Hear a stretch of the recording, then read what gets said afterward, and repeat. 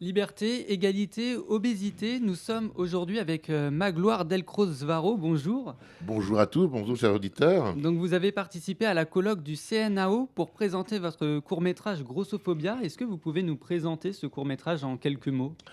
En 3 mots, je dirais qu'il y a une grande cause nationale et une autre pandémie qui est l'obésité et surtout la façon dont elle se répand.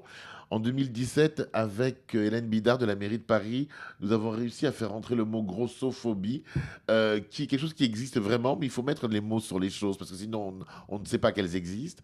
Et des jeunes de Tarnos, dans le sud de la France, dans le sud-ouest, ont écrit un court métrage pour lutter contre l'obésité, l'histoire d'une petite fille entre 6 ans et 26 ans, qui devient donc adulte.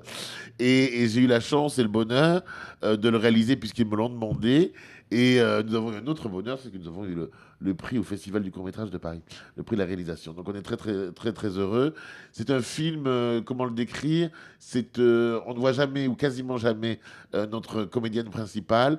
On voit et on subit avec elle ce qu'elle subit à l'école, à la cantine, chez ses parents, autour d'une assiette, quand elle est amoureuse, quand elle rentre au lycée, etc., etc., etc. Voilà. Alors justement, on voit cette personne dans le film à la première personne, donc on est dans son corps. Oui. Les remarques dont elle subit s'apparentent à des moqueries, mais au-delà des moqueries, c'est clairement de la méchanceté. On va directement dans la méchanceté. Mais pourquoi nous avons voulu prendre ce problème par ce biais-là, de l'enfance, de l'adolescence, jusqu'à l'arrivée de l'âge adulte? C'est parce que le docteur Durer, qui intervenait tout à l'heure aussi, qui est un médecin suisse, qui est très préoccupé, spécialiste de ces problèmes-là, et qui, elle aussi, a réalisé un film autour de l'obésité, 80% des enfants dont on se moque, on s'est tous moqués de nos copains à l'école, hein.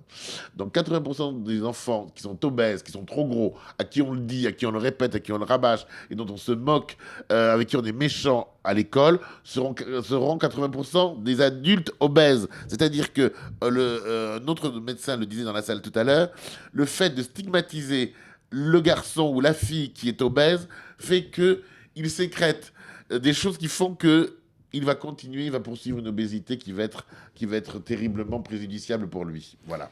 Et au-delà du film, est-ce que vous avez d'autres engagements pour lutter contre cette cause? Alors, moi, je suis moi-même concerné, comme vous pouvez le voir, et donc le film, c'est une aventure assez formidable qui continue, puisqu'on le projette dans des salles, pour des jeunes et des moins jeunes d'ailleurs, parce qu'il faut faire comprendre. Et surtout, il faut faire passer le message. Donc, en faisant, moi, mon engagement, c'est de faire passer le message, de susciter le débat, de faire des projections, et ensuite, on a des débats. Alors, pour la petite histoire, on a souvent des gens qui sortent en larmes du film parce qu'ils comprennent enfin quelque chose sur lequel ils n'avaient jamais pris conscience. C'est-à-dire, quand on est obèse, on est malade, mais en plus, on a la double peine d'être moqué. D'accord, merci Magloire Delcros-Varro d'avoir été avec nous pour parler de votre court-métrage Grossophobia. Juste pour terminer, quand est-ce qu'il sort ce film? Alors, on a eu, vous savez, la première des pandémies qui préoccupe tout le monde, qui a un peu coupé les choses. Mais il sera sur les écrans très prochainement, je pense, à partir fin mai.